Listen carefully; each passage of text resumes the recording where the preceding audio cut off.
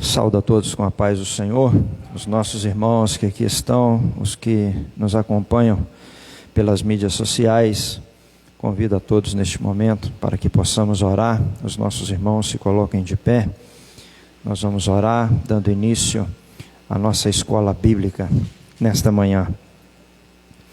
Bendito Deus, eterno Pai, te louvamos nesta manhã, agradecidos por esta oportunidade que o Senhor nos concede de podermos nos reunir na Tua casa, para juntos cultuarmos a Ti, adorarmos o Teu nome.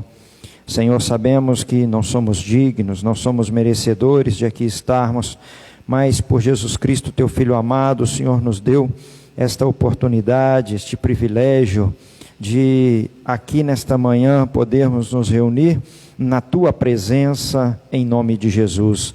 Senhor amado, o desejo do nosso coração nesta manhã é que o Senhor possa receber a nossa adoração, o nosso louvor, este momento em que separamos para cultuarmos a Ti, para bendizermos o Teu nome, para aprendermos da Tua palavra, que este momento seja agradável ao Senhor. Te pedimos que o Teu Espírito Santo possa nos conduzir nesta manhã, de maneira tal que possamos nós aprendermos de Ti, Senhor, sermos edificados e consolados por Tua palavra. No nome de Jesus, o Teu Filho, nós oramos agradecidos. Amém e amém, Senhor. De pé como estamos, convido os irmãos a abrir as vossas Bíblias no livro de Apocalipse, capítulo de número 9. Hoje nós vamos dar sequência ao estudo do capítulo de número 9. Nós vamos ler do versículo de número 13 ao versículo de número 21. Apocalipse, capítulo de número 9, versículo de número 13 ao versículo de número 21.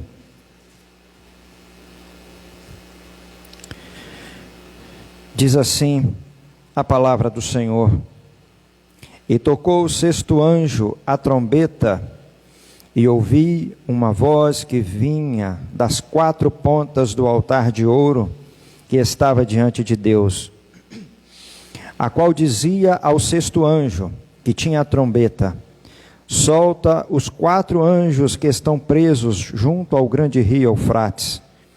E foram soltos os quatro anjos que estavam preparados para a hora, e dia, e mês, e ano, a fim de matarem a terça parte dos homens.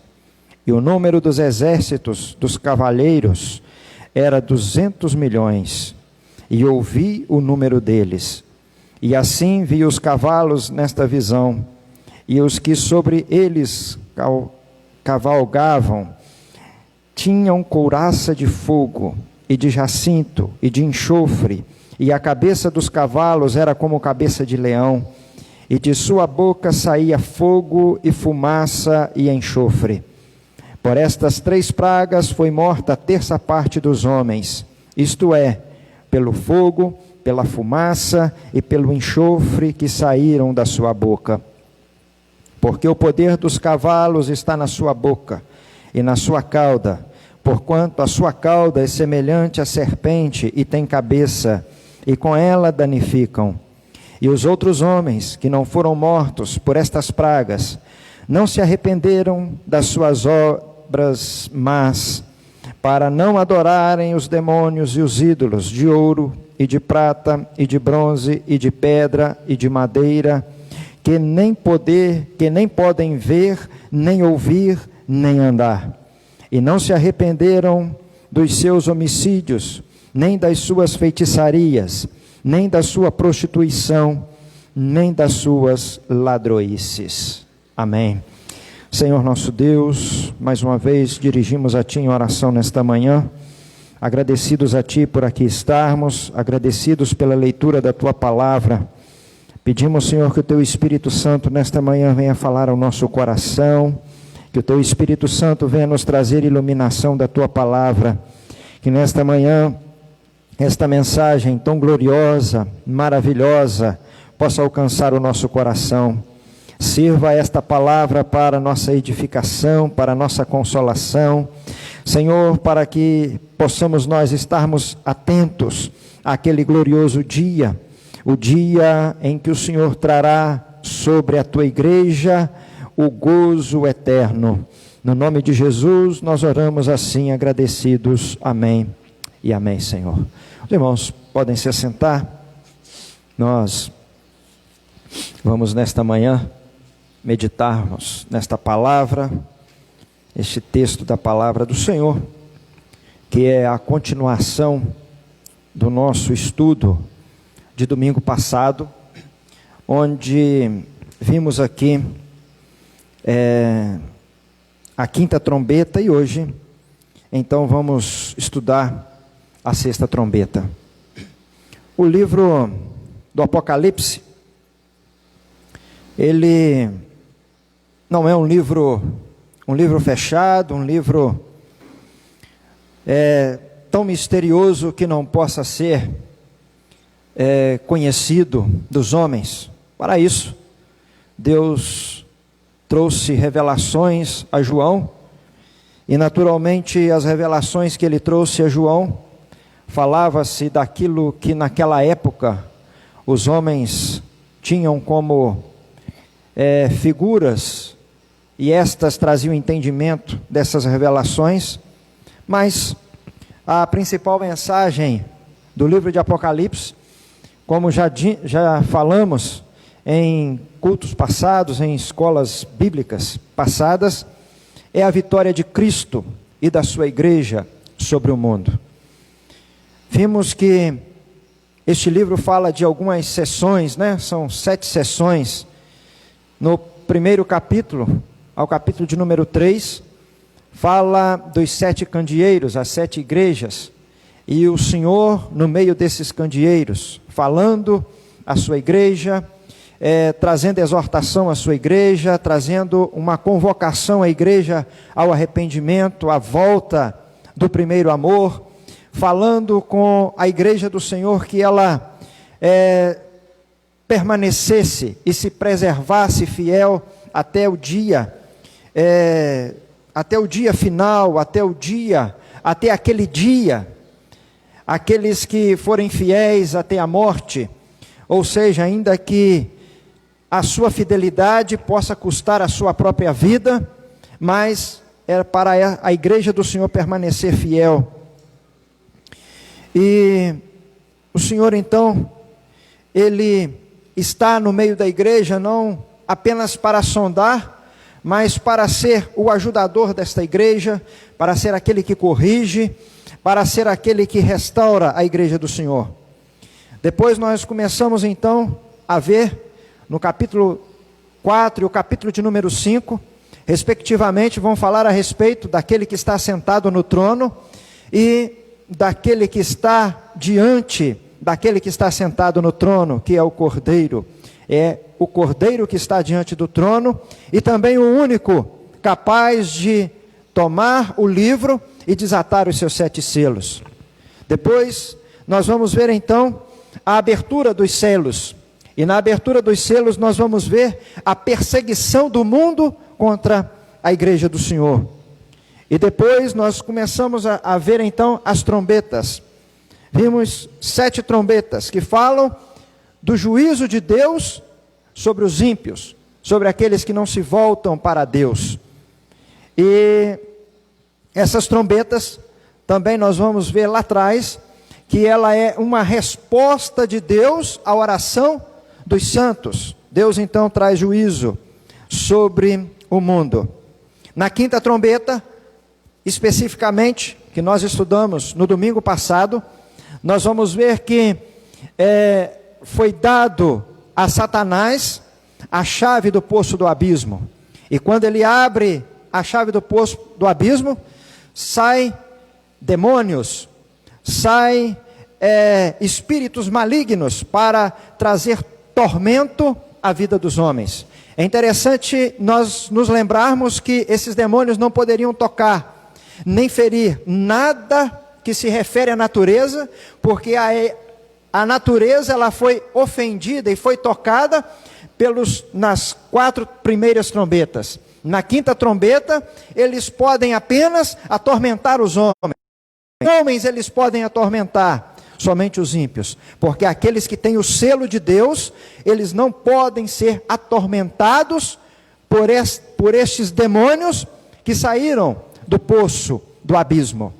E, além disto, é interessante nós nos lembrarmos que a estes demônios foi dado o poder de somente atormentar, mas não tirar a vida dos homens. Agora, na sexta trombeta, nós vamos observar que o dia do juízo de Deus está se aproximando. O dia final, ele está chegando. Ele está mais perto. E agora, estes demônios, estes 4 anjos, são chamados de 4 anjos, mas na verdade são 4 anjos caídos, que estão presos. Eles agora são libertos, são liberados, e eles têm poder para matar a terça parte dos homens. Portanto, o juízo de Deus, ele vem sobre os ímpios, como resultado da oração dos santos. Versículo de número 13 ao versículo de número 15, nós gostaríamos de ler estes 3 versículos novamente, que assim diz: E tocou o sexto anjo a trombeta, e ouvi uma voz que vinha das 4 pontas do altar de ouro que estava diante de Deus, a qual dizia ao sexto anjo, que tinha a trombeta: Solta os 4 anjos que estão presos junto ao grande rio Eufrates. E foram soltos os 4 anjos que estavam preparados para a hora, e dia, e mês, e ano, a fim de matarem a terça parte dos homens. Irmãos, nós temos falado ao longo deste estudo de Apocalipse, particularmente o capítulo de número 6, o capítulo de número 8, e agora no capítulo de número 9, como é importante a oração da igreja. Irmãos, ao invés de nós nos sentirmos injustiçados por aquilo que acontece no mundo, e muitas das vezes até por aquilo que acontece com a igreja do Senhor na face da terra, nós devemos orar. Nós não devemos nos sentir injustiçados e ficarmos, poxa, mas do que me adianta servir ao Senhor, ou do que adianta ter uma igreja fiel na face da terra, se esta igreja sofre perseguições, ou se as coisas que acontecem à volta da igreja acabam de uma maneira ou outra refletindo dentro da igreja. Nós não devemos fazer isto. Nós podemos ver estas coisas acontecer, e claro que nós veremos estas coisas acontecer, mas o que é mais importante é nós, como igreja do Senhor, dobrarmos os nossos joelhos, orarmos e falarmos com o Senhor, porque todas estas coisas que têm acontecido ao longo da história, desde a primeira vinda de Cristo até agora a sua segunda vinda, nós precisamos ter entendimento de uma coisa: todas estas coisas, Apocalipse, João, ele já revelou a nós que todas estas coisas iriam acontecer. E como já disse em dias passados e torno a repetir, é um grande engano nosso acharmos que o Apocalipse, acharmos que a mensagem que João trouxe é somente para exatamente os últimos instantes aqui na face desta terra. Não. Apocalipse compreende desde a primeira vinda de Cristo, quando ele veio como cordeiro, até a segunda vinda de Cristo, quando ele virá como juiz de toda a terra. Portanto, nós devemos então orar.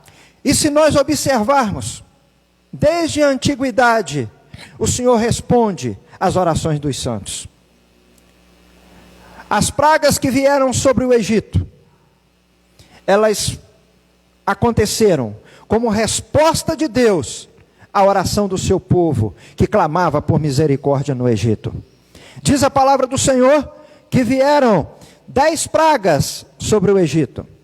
E todas estas pragas que vieram sobre o Egito, elas foram resposta de Deus, por causa do sofrimento do povo. E aquele povo clamou, e Deus trouxe libertação àquele povo. Mas para que a libertação de Deus viesse sobre aquele povo, Deus primeiro, Ele ofendeu, ou podemos dizer, Deus mostrou aos egípcios, quem verdadeiramente tem domínio no céu e na terra.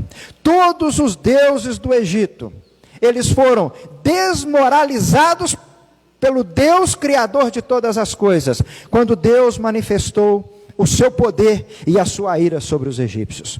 A primeira coisa que Deus fez, foi fazer com que as águas do Nilo se tornassem como sangue.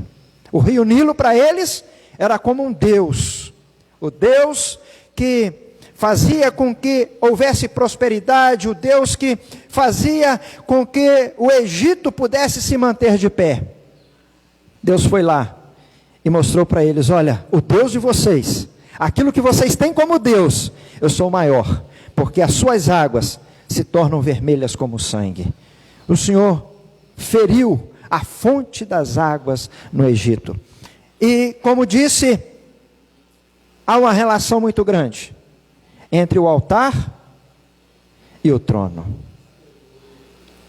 Diz aqui João, que quando o sexto anjo ele toca a trombeta, ele ouviu uma voz que vinha da onde? Das 4 pontas do altar de ouro. O que era a representação deste altar de ouro?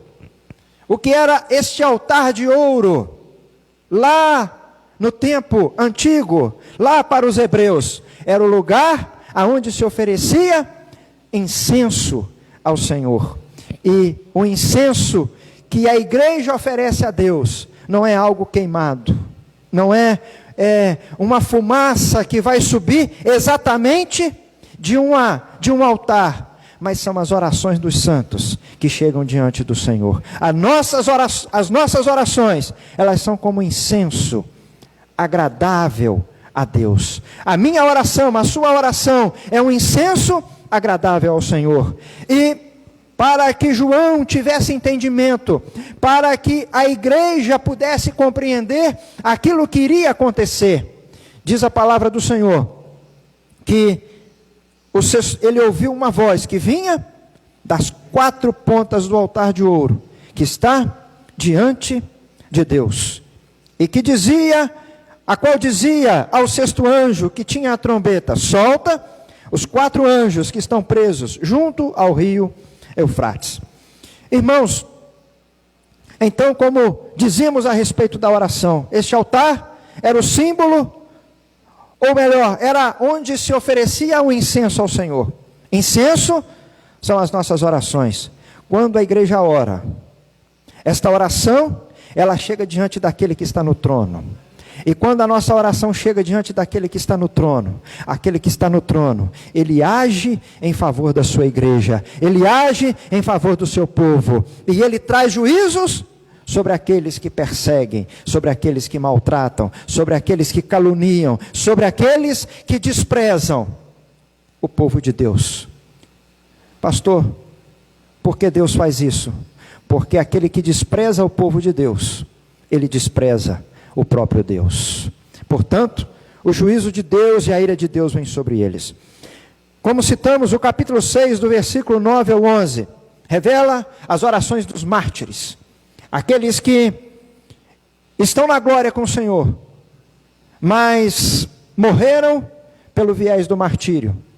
E estes clamam a Deus, não para que Deus vingue o seu próprio sangue, mas para que Deus vingue a sua própria honra. A afronta que foi direcionada a Deus, afetando o seu povo. No capítulo 8, versículo 3 ao 5, mostra as orações dos santos, subindo do altar ao trono, e descendo do trono, em termos de juízos de Deus, conforme o mesmo capítulo 8, versículos 5 e 6. E aqui novamente nós vemos que a voz que procede dos 4 ângulos do altar de ouro, o altar da oração, é que desencadeia a soltura dos 4 anjos, trazendo juízo sobre os ímpios.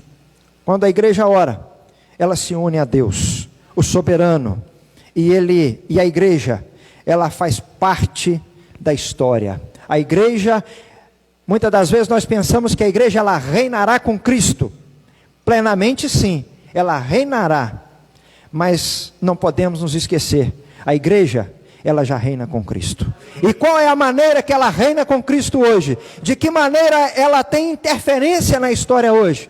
Através das suas orações. Portanto, a minha oração, a sua oração, a nossa oração, ela é de grande valia diante de Deus. Ela é de grande valia para a história da igreja. Ela é de grande valia para a história da humanidade. Bendito seja o nome do Senhor. Agora, o juízo de Deus é executado pelos 4 anjos que estão atados junto ao rio Eufrates. O versículo de número 14 diz assim: o qual dizia ao 6º anjo, que tinha a trombeta: solta os 4 anjos que estão presos junto ao grande rio Eufrates. Como já falamos, estes anjos são 4 anjos maus, são 4 anjos que... Estes 4 anjos são anjos que caíram, são anjos decaídos, são demônios, e nesta visão, eles estão presos. Mas engana-se quem imagina que somente os homens e os anjos que estão na glória e servem diante de Deus, estão a serviço de Deus. Os demônios também estão a serviço de Deus, para trazer juízo sobre a terra. Estes anjos maus, anjos caídos, executam o juízo de Deus sobre o mundo. E eles se agradam em trazer morte e destruição na terra e aos homens. Eles têm prazer em fazer isto. Eles têm prazer em fazer o mal. Eles têm prazer em incitar os homens à guerra, à peleja, às batalhas. Irmãos, nós precisamos entender uma coisa. Quando nós vemos um grande líder mau, perverso, que oprime o seu povo, que quer promover guerras a todo custo, em nome de uma liderança forte, uma liderança com mão de ferro, nós podemos ter certeza de uma coisa: este homem, ele não está agindo no seu juízo perfeito. Nós vemos homens pelo mundo que são ditadores, e às vezes nós olhamos quanta maldade tem este homem. É verdade, há maldade no coração destes homens, mas engana-se quem pensa que eles agem somente pela sua própria maldade. Eles são incitados por demônios para assim agir, para assim fazer. E fala-se aqui de 4 anjos que estão presos. Isso nos dá uma ideia. Isto nos traz uma compreensão que de norte a sul, leste a oeste, dos 4 cantos da terra, estes demônios agirão. É como se dividisse, é uma figura de linguagem, tá, irmãos? É como se dividisse, e cada demônio atuasse em uma faixa, em uma parte da terra. Na verdade, eles agem em conjunto em todas as partes da terra. Não há um lugar sequer para nós nos escondermos, para o homem achar que pode se esconder, se esquivar do juízo de Deus que há de vir sobre este mundo, e da ação destes demônios, que querendo ou não, são ministros de Deus, para fazer aquilo que Deus quer fazer, para executar os juízos que Deus quer trazer sobre a terra. Estes anjos, eles estão atados junto ao rio Eufrates. E algumas coisas nós queremos considerar aqui. Foi justamente lá perto do Eufrates que estava o Jardim do Éden. E lá, estes poderes malignos, ou estes demônios, ou o inimigo das nossas almas, levaram os nossos primeiros pais à queda. A primeira interferência do inimigo das nossas almas no mundo, trazendo prejuízo aos homens, foi lá no Jardim do Éden. E também havia uma profecia, ou algumas profecias, e estas falam a respeito de uma invasão de cavalos vindo do norte. Ezequiel capítulo 38, versículo 14, Isaías capítulo 5, versículo 26 ao 30, Jeremias capítulo 6, versículo 22 ao 26. E João, ele transformou essa expectativa militar desta invasão. Se tinha uma perspectiva de uma invasão militar contra o povo de Deus, mas João agora pega e começa então a dizer que esta invasão, ele pega este mesmo contexto e diz que esta invasão não é apenas, ou não se pode resumi-la a uma invasão militar contra o povo de Deus. No caso, lá os profetas se referiam a Israel. Mas nessa perspectiva agora, desta visão de João, ele está falando que demônios invadiriam a terra. Eles estão presos, estão atados, mas eles seriam soltos. E eles invadiriam a terra e trariam prejuízo, trariam danos à terra e àqueles que habitam na terra. O Eufrates, ele também torna-se a materialização de uma barreira, atrás da qual se representam tragédia e juízo, barrados por Deus ou liberados por Ele com ira.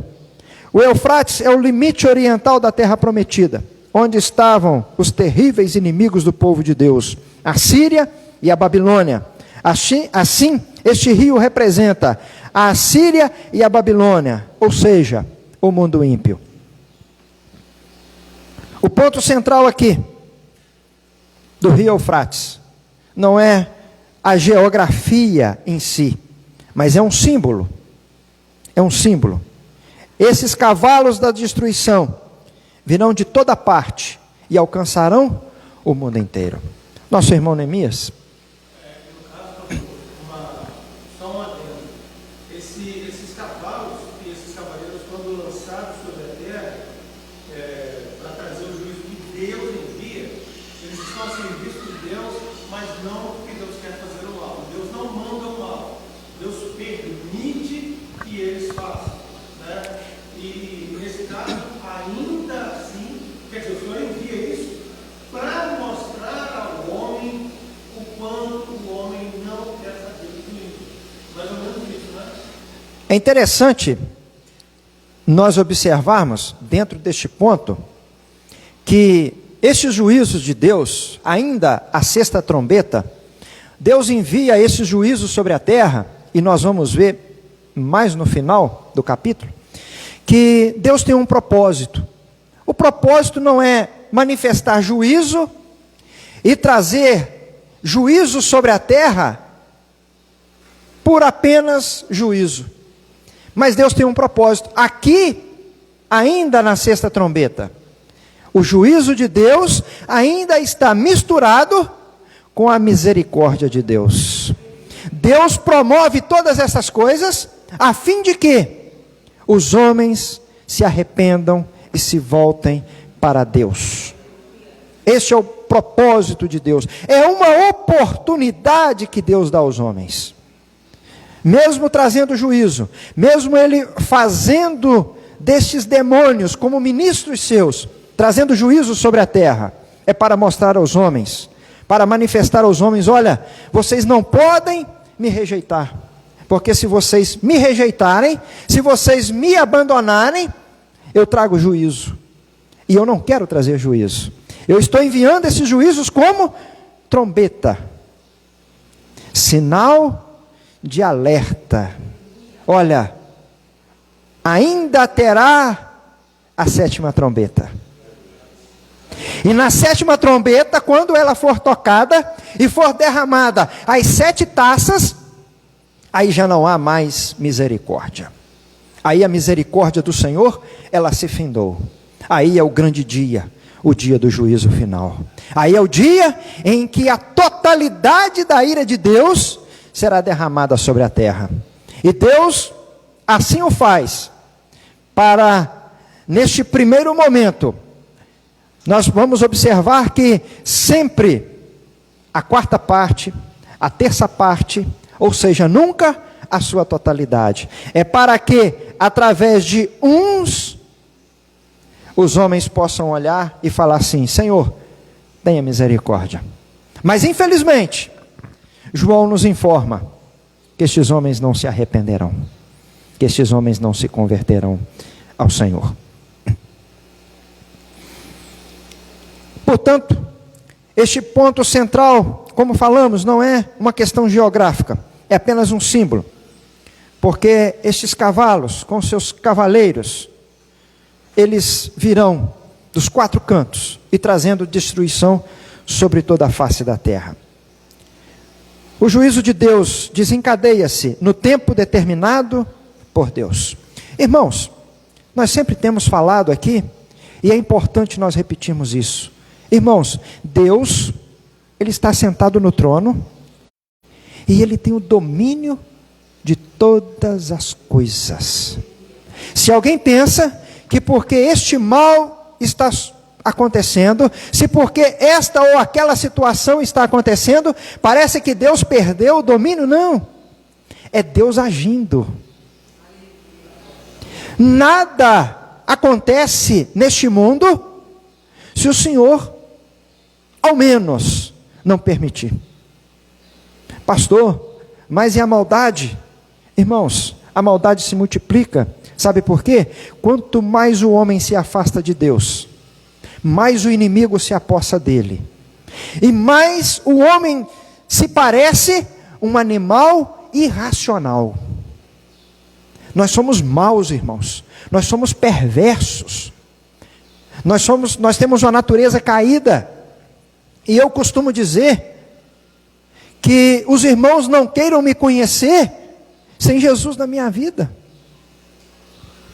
porque eu serei um dos piores seres humanos na face da terra. Se é que alguém numa situação dessa, né, aqui uma figura de linguagem, pode ser chamado de ser humano. Nós somos os piores seres da face da terra, sem a presença de Deus na nossa vida. O que faz a diferença na minha vida, na sua vida, é a presença do Senhor em nós. E o que faz a diferença ainda neste mundo, para este mundo não se tornar um caos por completo, é a presença da igreja neste mundo. Lembre-se, nós somos o sal da terra. O sal, ele tem 2 propriedades. Ele tem a propriedade de dar sabor e de conservação.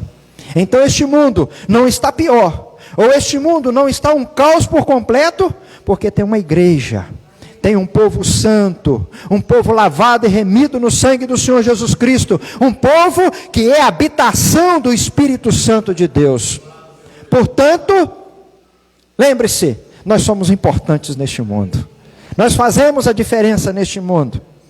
Agora, nós devemos ser sal, temos que ser sal, e ele não pode ser insípido, porque se ele perder a sua capacidade de dar sabor e a sua capacidade de conservação, para mais nada ele presta. É apenas uma matéria sem utilidade. Então, tenhamos este entendimento, que Deus, Ele está no controle. É Ele quem deu autoridade na 5ª trombeta a Satanás de abrir o poço do abismo. E quando ele ordena assim, quando assim ele o faz, quando ele dá a chave do abismo a Satanás para que ele abra este poço e traga juízo sobre a terra, também é resposta às orações dos santos. Esses anjos do juízo não são livres para agir da forma que querem e quando querem. Eles estão debaixo de autoridade. Tem dia, tem hora, tem mês e tem ano para eles agirem. Muita gente acha que o diabo age de qualquer maneira, né? Ele, na nossa figura de linguagem, aonde aponta o narizinho dele, ele vai e faz. Não. Ele só vai até aonde ele tem permissão para ir. Lembras da história de Jó? Toca em tudo que Jó tem, menos em Jó. Depois toca em Jó. Pode tirar sua saúde, mas não lhe tira a vida. O inimigo, ele não mede forças com Deus. Não. Deus é infinitamente superior a Satanás. E tem crente que às vezes fica com medo do diabo. Não, irmãos, nós temos que ter medo é de ficar sem a presença de Deus na nossa vida. Sabe, diz a palavra do Senhor que aqueles que estão nas mãos do Senhor, o maligno não pode tocar-lhe. Não pode tocar-lhe. Então, não adianta, fizeram macumba, fizeram isso, enterraram o nome lá na cachoeira, botaram o nome lá na boca do sapo. Tadinho do sapo. Se você tem a presença do Senhor na sua vida, não tem macumba, não tem feitiçaria, não tem diabo que vai tocar na sua vida. E se tocar, como foi o caso de Jó, se tocar, como foi o caso de Jó, Deus vai dar o mesmo poder a você como deu a Jó, de sair vencedor. O Senhor só permitiu a Jó, porque Deus deu poder a Jó para suportar e para vencer. Sabe, nós precisamos ter esta compreensão. Quem tem o domínio, quem tem o controle de todas as coisas, é aquele que está sentado no trono e o Cordeiro que está diante do trono. Aleluias. Bendito seja o nome do Senhor. Ao permitir que estes anjos sejam desatados, Deus usa a guerra como uma voz de admoestação. Desde sempre, nós ouvimos falar de guerras. Mas as guerras, elas são promovidas, ou elas acontecem. E Deus faz com que destas guerras, a sua voz venha ecoar. Voltem-se para Deus. Voltem-se para mim. Estejam atentos.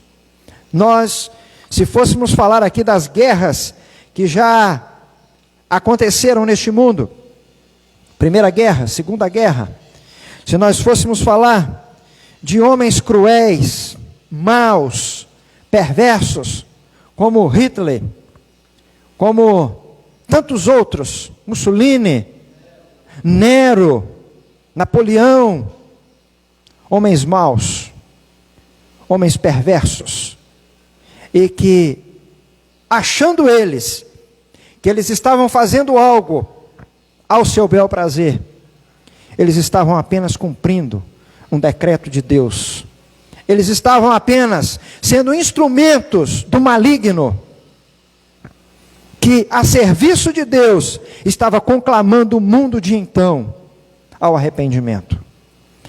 Eu, aqui, como acompanhando o livro do pastor Hernandes, eu estava vendo um comentário paralelo, e o pastor, ele dizia que, logo após a Segunda Guerra Mundial, alguns pastores, ou os grandes pastores da época, eles imaginaram que haveria um grande reavivamento na terra, um grande reavivamento no mundo, e eles se frustraram.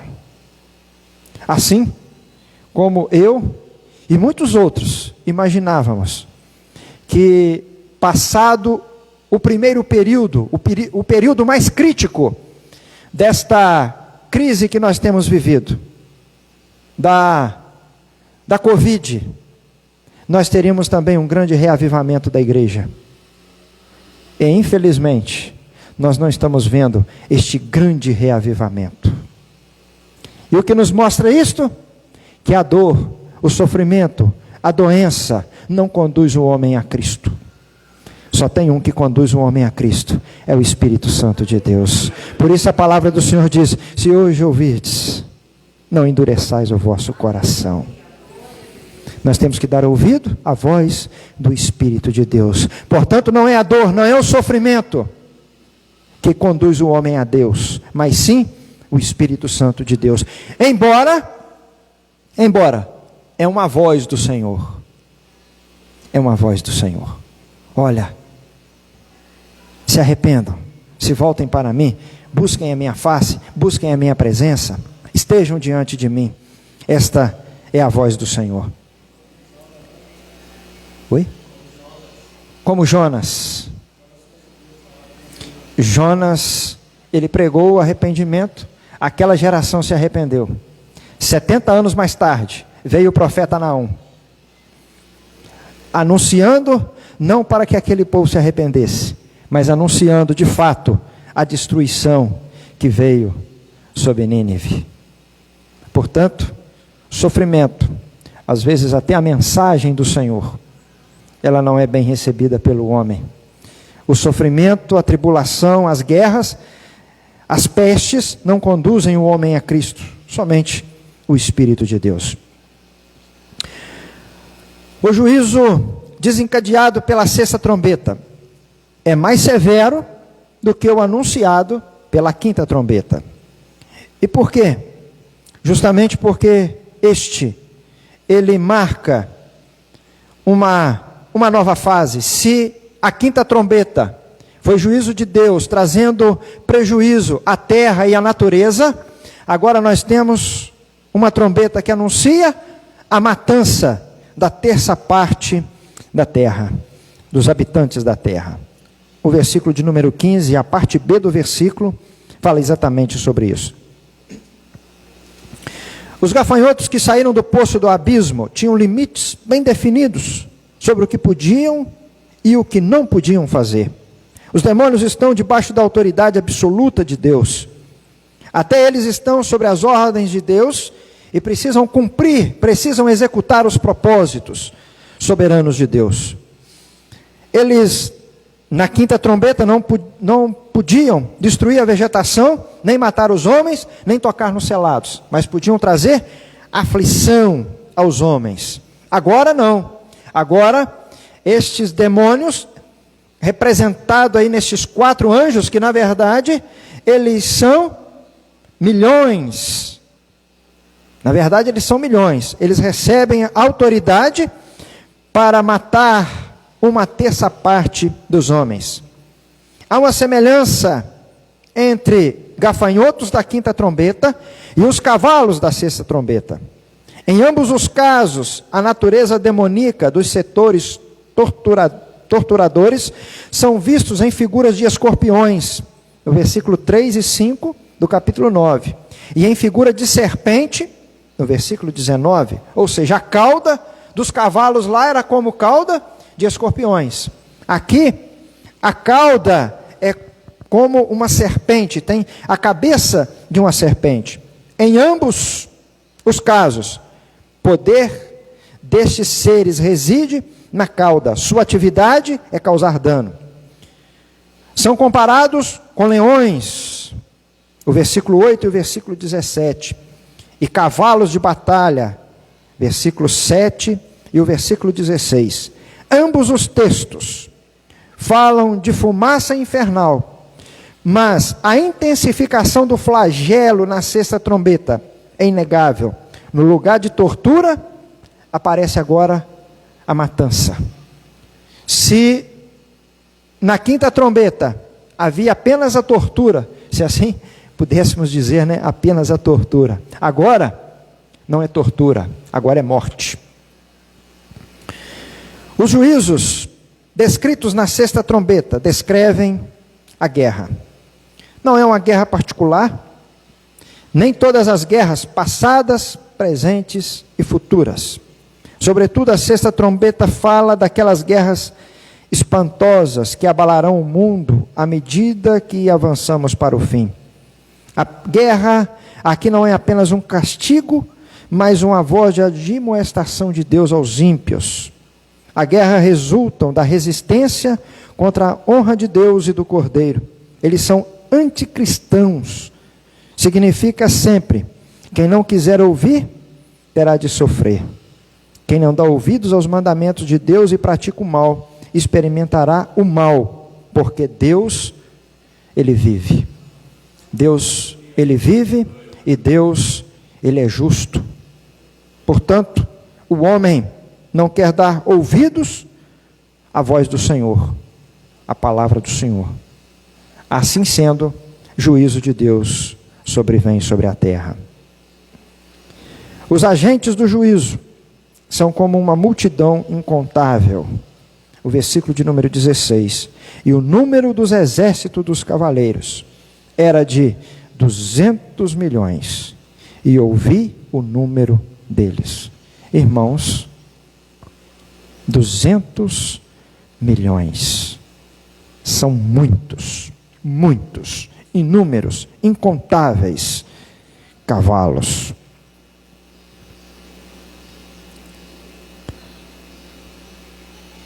João, ele não vê o exército, ele ouve o seu número.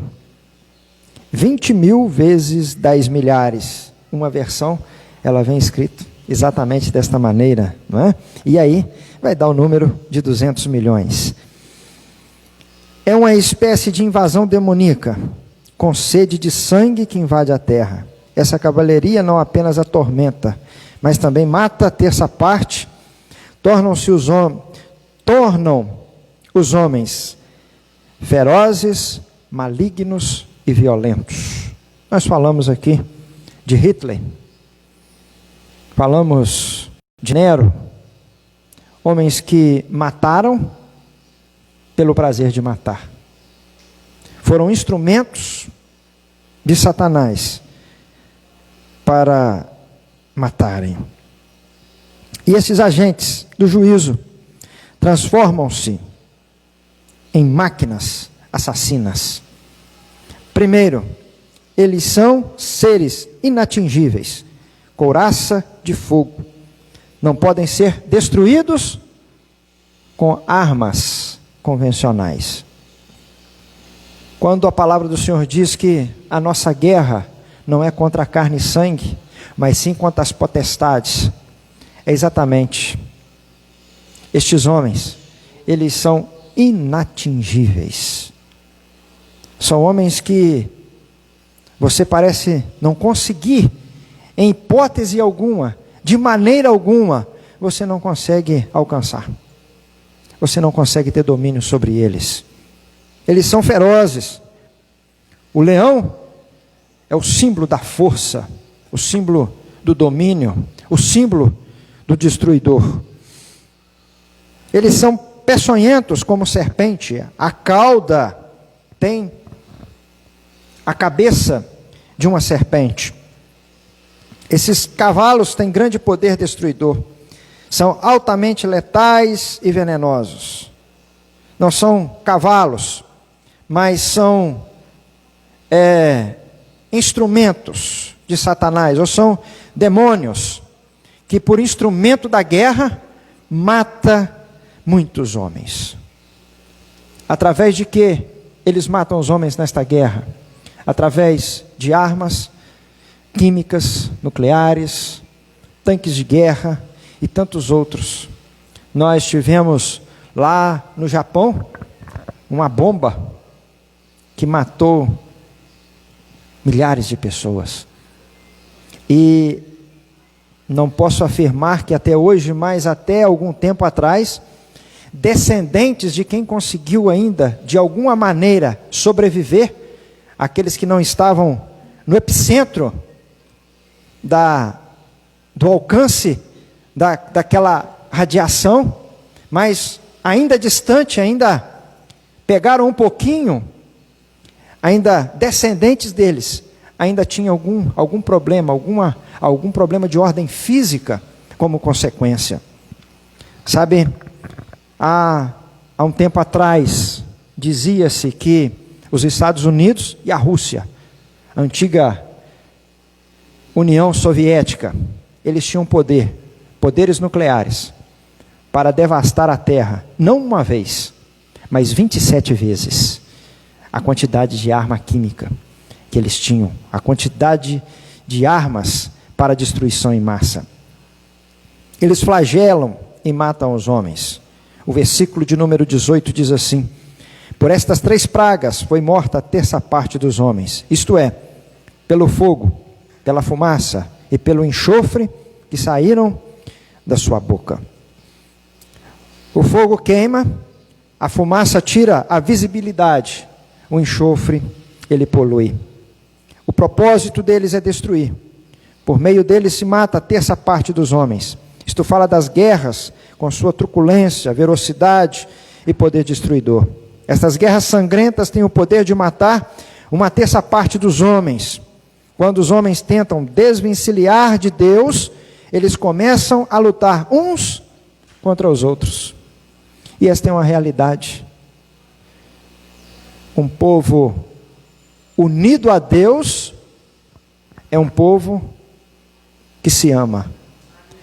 Um povo afastado de Deus é um povo que guerreia entre si. Por que há guerras no mundo? Porque os homens estão distantes de Deus. Porque há guerras, e me permitam abrir um parênteses, porque há guerras em um lugar onde não se deveria haver guerras, contendas, brigas, dissensões, que é a igreja do Senhor. Porque às vezes nós, como igreja do Senhor, nós estamos reunidos num templo, mas nós estamos longe daquele que deveria estar presente no templo. Quanto mais perto de Deus, mais nos amamos. Quanto mais longe de Deus, mais guerreamos, pelejamos uns contra os outros. Achamos que os nossos pares, aqueles que estão à nossa volta, eles são inimigos nossos, ao invés de tê-los como amigos nossos. Deveríamos lutar ao lado deles e não contra eles. A presença de Deus na minha vida e na sua vida não faz a diferença, faz toda a diferença.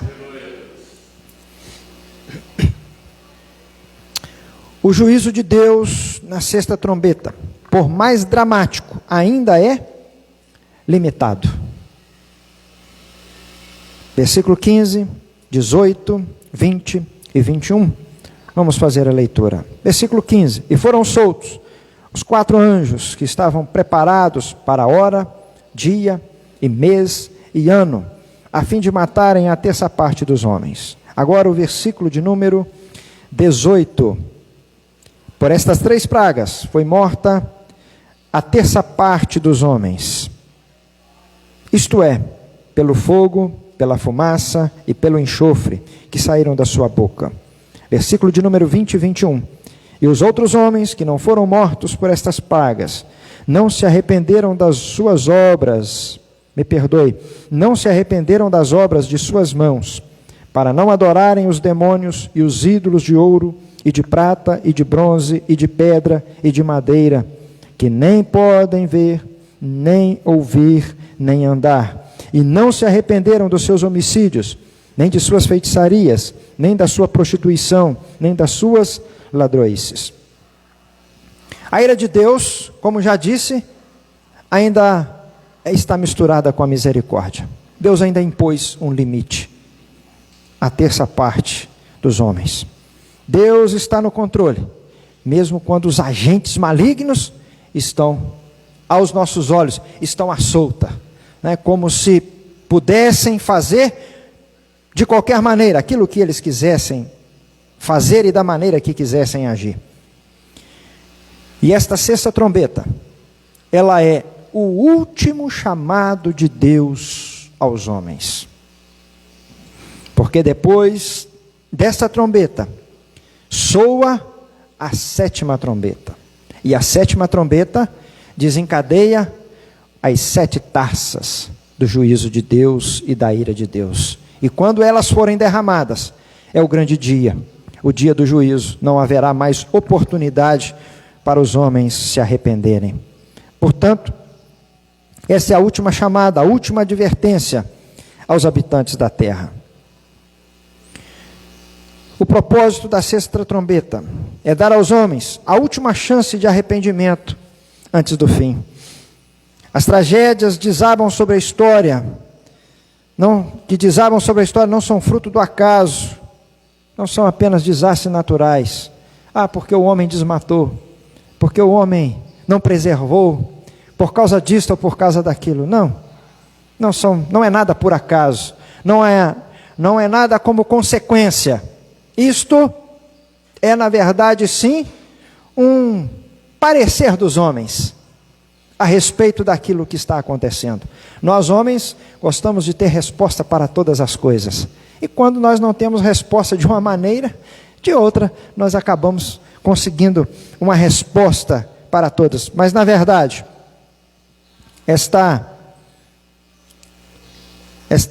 trombeta é Deus convocando os homens ao arrependimento. As guerras que têm destruído vidas não são apenas provocadas por problemas econômicos e políticos, mas é Deus falando à humanidade, punindo os homens e mulheres que não dão ouvidos à sua voz.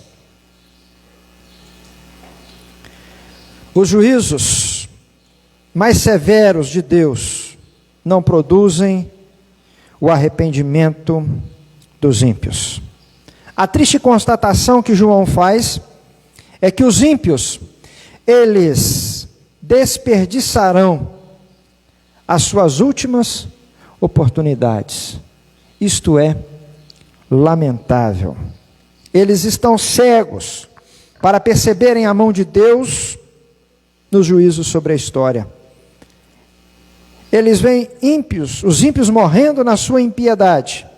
Não se aperceberam de que Deus está tocando a sua trombeta e os chamando ao arrependimento. Aqui, impiedade. Impiedade é o homem não reconhecer Deus e não reconhecer o seu Filho a quem Ele enviou. Às vezes, nós ficamos preocupados e perguntamos: qual o maior pecado que um homem pode cometer? E cada um de nós vamos começar a fazer uma lista. Aquele que mata, aquele que é um estrupador, aquele que é um assassino em série, ou seja, mata não por uma fatalidade, mas mata pelo prazer de matar. Existem até os matadores de aluguel. Quando alguém quer ceifar a vida do outro e não tem coragem para tal, tem lá alguém que tem coragem. É só dar a ele uma importância, ele vai lá e, como eles dizem, fazem o serviço. Nós poderíamos imaginar que o maior pecado fosse alguém que pega uma criança, um inocente, e introduz aquela criança, aquele inocente, no caminho das drogas. E depois das drogas, vem as suas sérias consequências. Ele vai começar a roubar, vai matar, ele vai se transformar em um ser insuportável. Alguém poderia dizer que quem introduz então uma criança no caminho das drogas, talvez fosse o maior pecado. Não são os maiores pecados. Porque todos estes, o homem encontra perdão. Só não há perdão para aquele que não reconhece que Jesus é o Senhor e o Salvador das suas vidas. Só não há perdão para aquele que não se aproxima de Deus, porque com ele está o perdão, para que ele seja temido, diz a palavra do Senhor. Contigo está o perdão, para que sejas temido. Portanto, o maior pecado do homem é não receber Jesus, é não reconhecer Jesus como Senhor e Salvador da sua vida. E às vezes nós ficamos tão preocupados em qual é o maior pecado, e às vezes ficamos pensando, poxa, mas fulano é tão bom, mas tão bom. Ele só não reconhece que Jesus é o seu Senhor e Salvador, mas ele é muito bom, ele merece um lugar no céu. Pois é, era melhor então que ele não fosse tão bom, mas reconhecesse o seu estado miserável, e que ele precisa de Jesus como Senhor e Salvador da sua vida. Porque se assim ele fizer, de todos os seus pecados, o Senhor não se lembrará mais. De todos os seus pecados, o Senhor o perdoará. De todas as suas culpas, o Senhor Jesus o lavará. Portanto, este pecado de impiedade, este pecado de ser ímpio, este pecado de rejeitar a Deus e ao seu Filho, é o maior pecado. E este pecado conduz o homem a práticas inimagináveis. Porque, como eu disse há pouco, quanto mais longe o homem está de Deus, ou o homem estando longe de Deus, ele se porta como um ser indomável, se porta como alguém insuportável, se porta como alguém que nós não, às vezes, nem o consideramos como ser humano. E o que faz isto, o que conduz isto, o que promove isso na vida do homem? Ele se afastar de Deus. O maior problema do mundo não são as coisas que estão acontecendo no mundo. O maior problema do mundo é a ausência de Deus neste mundo. Como em outras oportunidades falamos, e há poucos dias alguém fez esta citação aqui na igreja, e eu me lembrei de que há algum tempo já também havia feito esta citação. As árvores, as plantas, elas não podem ser removidas da terra, porque se for, elas morrem, elas perecem. Os peixes não podem ser retirados das águas, porque se forem, eles morrem. Eles são dependentes, né? A terra, Deus deu ordem a ela para produzir o fruto, as árvores, a relva, todas as coisas. As águas produziram os peixes, né? Todos os animais da fauna marinha, eles são produzidos pela própria água. Deus ordenou para que assim fosse. E o homem, Deus o criou, Deus o formou e soprou nele o fôlego de vida. Assim como a planta depende da terra, assim como o peixe depende da água, nós somos dependentes de Deus. Sem Deus, nós morremos. Sem Deus, nós nos tornamos os piores seres da face da terra. Portanto, o que nós precisamos é da presença do Senhor na nossa vida. E o pecado da impiedade conduz o homem a toda a perversão, ou seja, a idolatria que produz imoralidade. A falsa religiosidade produz a falsa moralidade. A teologia determina a ética. A idolatria produz a imoralidade. Se nós pegarmos os templos pagãos antigos,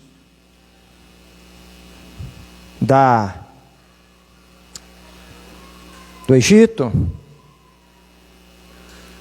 e da Ásia, da Babilônia, nós vamos ver que os cultos pagãos, eles sempre eram feitos em meio a orgias.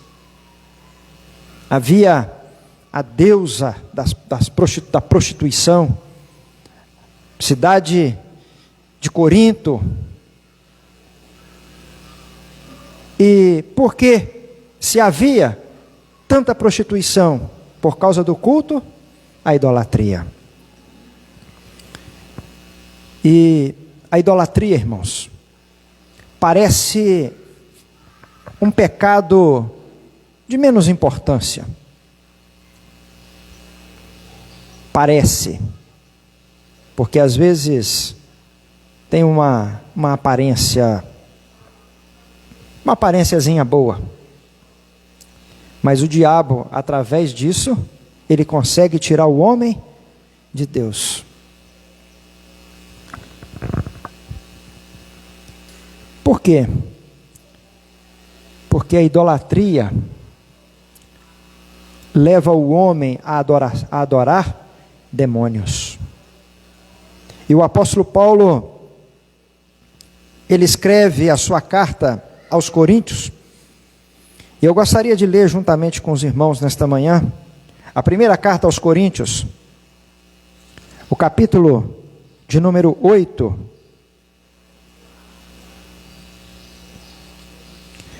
o versículo de número 4, que assim diz: assim que, quanto ao comer das coisas sacrificadas aos ídolos, sabemos que o ídolo nada é no mundo, e não há outro Deus senão um só. A primeira coisa que nós vamos entender, o que o apóstolo Paulo está dizendo, o que são os ídolos? Feito de prata, feito de madeira, feito de ouro, feito de barro. O que são os ídolos? Eles nada são. Eles, como diz o salmista, eles têm boca, mas não falam. Têm mãos, mas não apalpam. Têm pés, mas não andam. Têm olhos, mas não veem. Têm ouvido, mas não ouve. Se alguém quer ter um ídolo na sua casa, ele vai ter que ir lá, adquirir o ídolo e trazer para dentro da sua casa. Se amanhã ou depois ele não quiser mais aquele ídolo, ele é que vai ter que tirar aquele ídolo da sua casa. Então o que é o ídolo? Nada é. Mas vamos ver o que Paulo ainda escreve no capítulo 10 da primeira carta aos Coríntios, o versículo de número 19 e o versículo de número 20. Mas que digo? Que o ídolo é alguma coisa? Ou o sacrificado ao ídolo é alguma coisa? Antes, digo que as coisas que os gentios sacrificam, as sacrificam aos demônios e não a Deus. E não quero que sejais participantes com os demônios. O problema não é o ídolo. O problema é o que está atrás do ídolo. O problema não é o que se sacrifica ao ídolo, mas o que se sacrifica ao ídolo não é ao ídolo, mas sim aos demônios. Portanto, quando alguém se prostra diante de um ídolo, ele não está adorando a Deus, ele não está não está reverenciando a Deus. Na cabeça dele, ele está reverenciando ao ídolo, mas na realidade ele está reverenciando aos demônios. Quando alguém, ele se prostra diante de uma imagem de escultura, ele não se prostra diante daquela imagem como referência àquela pessoa que foi canonizada, mas ele está se prostrando diante dos demônios, e o demônio está roubando a adoração daqueles que se prostram diante dos ídolos, a adoração que deve ser dirigida somente a Deus, porque somente Ele é digno de toda adoração, ela está sendo levada aos demônios. Portanto, a impiedade conduz o homem à idolatria. A idolatria conduz o homem à adoração, mas não a Deus, aos demônios. Enganado. E nós devemos orar, pedindo ao Senhor: Senhor, abre os olhos destes, me usa como instrumento, para que estes possam abandonar a sua idolatria, e possam se prostrar sim, mas diante do Senhor, diante daquele que está sentado no trono, diante do Cordeiro que morreu, ressuscitou e vive eternamente. É diante dele que nós devemos nos prostrar. Os homens que adoram os ídolos, não adoram a ídolos, adoram a demônios. E as pessoas passam a confiar nesses ídolos. Por quê? Porque algumas coisas, e é interessante nós observarmos que o inimigo, ele trabalha direitinho para enganar. Olha como ele faz. Ele pega uma situação, ele recebe a sua adoração, ele recebe o seu pedido, e quantas vezes as pessoas dizem: eu dobrei o meu joelho diante deste ou daquele ídolo, e eu recebi a graça. Na verdade, o inimigo age para que a pessoa continue se dobrando diante daquele ídolo. Ela continua recebendo a graça, mas não é a graça de Deus, não é o favor de Deus. Ele está recebendo algo que está o conduzindo à destruição. Ele está recebendo algo que está o levando à morte espiritual, à separação eterna de Deus. Portanto, as pessoas às vezes passam a confiar, mas são enganadas por estes espíritos. São totalmente enganadas por estes demônios. E diante disto, eles quebram as 2 tábuas da lei. Eles deixam de adorar o Deus vivo para se prostrar diante dos ídolos, quebrando o mandamento do Senhor, que somente a Ele nós devemos adorar. E quebram também os mandamentos da 2ª tábua da lei, quando diz: não terão outros deuses diante de mim. Não farás para ti imagem de escultura, nem do que há no céu, nem do que há na terra, e nem do que há debaixo da terra. Portanto, a idolatria, ela é maléfica.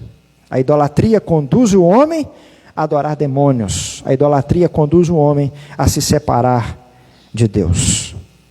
E para nós encerrarmos, o versículo de número 21, do capítulo 9 de Apocalipse, diz assim: e não se arrependeram dos seus homicídios, nem das suas feitiçarias, nem da sua prostituição, nem das suas ladroices. A primeira coisa que nós vamos ver é que não há respeito à vida. Não se arrependeram dos seus homicídios. Não há respeito à vida. Perdem completamente o respeito à vida, a dignidade da vida, aquilo que o homem tem como algo mais importante, que é a sua vida. De forma tão brutal e tão cruel, vidas são ceifadas. E por que isto acontece? Porque os homens não se arrependem, porque os homens não se aproximam do Senhor. Não há respeito e nem lucidez. Não se arrependeram dos seus homicídios, nem das suas feitiçarias. Feitiçarias vem do termo grego farmakeia. O que é farmakeia? É aquilo que tira o senso do homem quando o homem se droga. O homem se torna como alguém que está alucinado. Ele perde totalmente o respeito pelos outros e perde totalmente a sua lucidez, a sua sensatez. O homem vive como aquele que está entorpecido. Mais ou menos quando nós vemos alguém drogado ou embriagado, nós vamos observar que aquela pessoa ela está alucinada.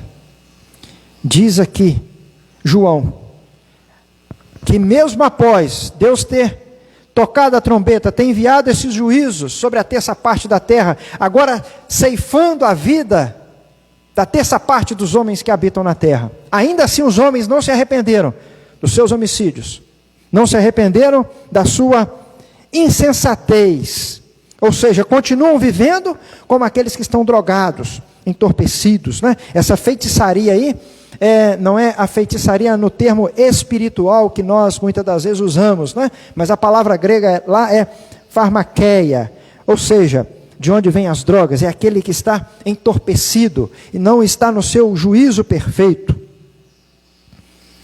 Não há respeito à pureza moral. Não se arrependeram também da sua prostituição. Nós vivemos num tempo, e isso nós precisamos entender que é juízo de Deus. Os homens perderam o respeito pelo casamento. Não se respeita o casamento. Não se respeita a castidade. A imoralidade, ela toma conta. E aqui o que João está falando não é alguém que houve um acidente na sua vida e ele pecou. Mas aqui o que João está falando é que esta imoralidade, esta prostituição, ela é aplaudida pela sociedade. O que nós vemos hoje é as pessoas dizendo, quando uma mulher encontra com a sua amiga, ou um homem encontra com o seu amigo, e fala que separou, a pessoa é capaz de dizer, você fez a melhor coisa que você podia fazer. Ou seja, os homens perderam o respeito ao casamento. Pastor, um exemplo dessa falta de respeito é que a ministra Damares, recentemente, ofereceu uma opção para os jovens deixarem de engravidar cedo, para as jovens deixarem de engravidar cedo, que seria o celibato. E ela virou chacota. Por que é que o jovem precisa ter a liberdade de engravidar cedo? Vamos tentar o celibato. Virou chacota. Falar hoje, quando na nossa sociedade nós pregamos e falamos que uma jovem, ela deve se guardar para o dia do casamento, e um jovem também deve se guardar para o dia do casamento, nós somos tidos como antiquados, quadrados. Quando falamos de fidelidade conjugal, é um absurdo. Por quê? Porque os homens se afastaram de Deus. Porque os homens não querem Deus. E apesar dos juízos de Deus, os homens ainda assim não se voltam para Deus. Ainda assim os homens não se voltam para Deus. E, infelizmente, é o que nós temos visto nos nossos dias. Esta sexta trombeta, ela já ecoa. Esta sexta trombeta, ela já traz um prenúncio à nossa humanidade, aos dias em que nós vivemos. E por fim, eles também não se arrependeram das suas ladroices. Não há respeito pela propriedade privada. Não há respeito. Impera na nossa sociedade, impera no mundo em que nós vivemos, o desrespeito à propriedade alheia. Invadem prédios, invadem fazendas, invadem casas, não respeitando o direito que alguém adquiriu. Roubam, gastam um dinheiro que não é seu, usurpam a sociedade, estão bem e não se arrependem. É dinheiro na conta, é dinheiro no apartamento, é dinheiro debaixo das roupas íntimas, é dinheiro para todo lado. E ninguém se arrepende. E parece que é a coisa mais normal. Invadem-se terras, e quando o governo manda uma Força Nacional de Segurança, alguém entra no STF para pedir que as forças sejam retiradas, para que deem liberdade, para que os outros venham invadir as propriedades alheias. E lamentavelmente, o STF vai lá e banca. É o tempo que nós vivemos. Apesar dos juízos de Deus, apesar do chamado de Deus, apesar do toque da trombeta, os homens não se voltam para Deus. O ódio às pessoas, mesclados de um veneno intelectual, de infidelidade, de exploração do ser humano pelo ser humano. Esse é o semblante de uma sociedade contra a qual se dirigem a ira do Cordeiro. É por causa desta sociedade, é por causa desses dias maus de homens perversos que vem a ira do Senhor. E ainda o objetivo do Senhor é fazer com que estes homens se arrependam. A misericórdia do Senhor ainda tem sido derramada. Mas o que mais nos entristece é vermos a constatação de João, que apesar de tudo isso, os homens não se arrependem. Continuam pecando e o Senhor continua julgando. Continua pecando, o Senhor continua julgando. Mas haverá um dia em que a ira será derramada por completo. O dia da ira do Cordeiro. Em lugar dos homens se voltarem para Deus, eles cada vez mais se precipitam e fogem para longe de Deus. Que o Senhor tenha misericórdia da nossa nação. Que o Senhor tenha misericórdia do nosso povo. Que o Senhor tenha misericórdia das nossas vidas. Para que haja lugar em nosso coração para o arrependimento. O maior problema não é prostituir, não é entorpecer-se, não é roubar. O maior problema não é esse. O maior problema é permanecer neste caminho. Mas o Senhor tem convidado homens e mulheres para se voltar para Ele, para se curvar diante dEle, abandonando a impiedade, abandonando a idolatria, abandonando a adoração a demônios, para adorar o Deus vivo e poderoso que vive eternamente, para adorarmos o Cordeiro, aquele que foi morto, mas aquele que ressuscitou e vive por todos os séculos, para todo sempre. Amém. Que Deus continue nos abençoando, continue abençoando a igreja do Senhor, e que após estudarmos mais este capítulo, nós possamos ter em mente: o dia do Senhor está chegando, o dia da nossa vitória, da vitória retumbante, ela está chegando, e nós não mais estaremos sujeitos a qualquer outra coisa, mas estaremos para sempre com o nosso Senhor. Deus os abençoe em Cristo Jesus. Convido a todos a se colocarem de pé. Você que está no seu lar, curve a sua fronte. Vamos orar, falar com o Senhor e agradecer ao Senhor nesta noite, nesta manhã, por este estudo, por esta palavra tão gloriosa que vem ao nosso coração, nos mostrando que a misericórdia do Senhor, ela ainda está sendo derramada sobre a face da terra.